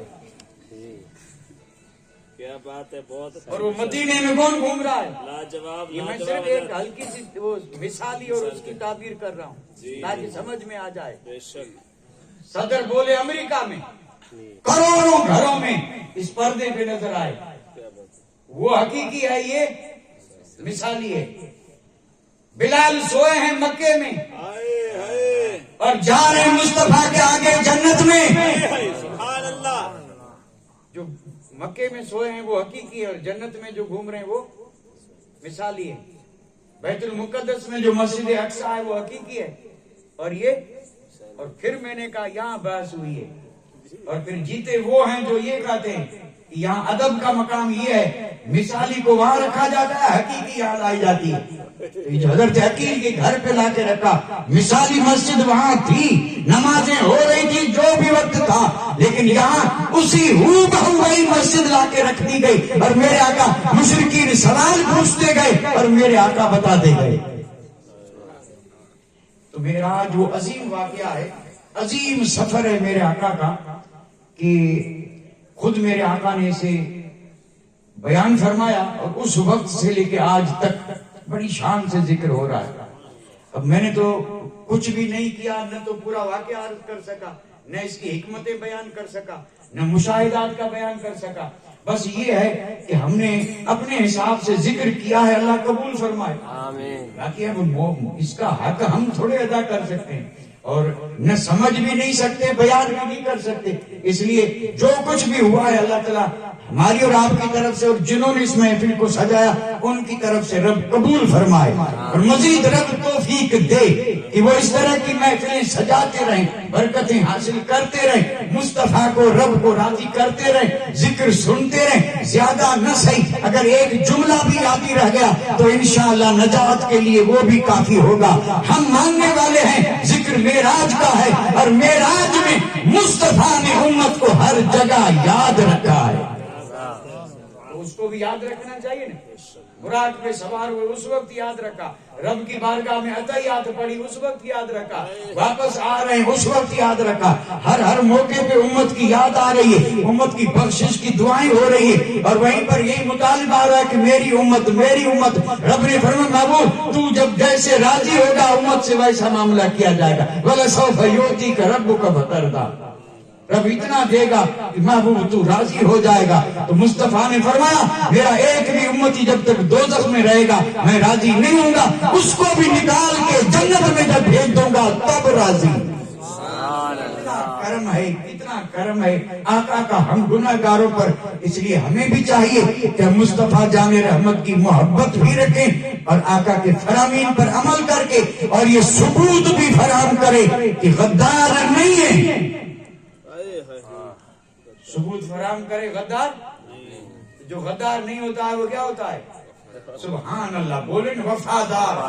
اللہ ہم سب کو وفادار بنائے. وما علینا الا البلاغ, وآخر دعوانا ان الحمد للہ رب العالمین.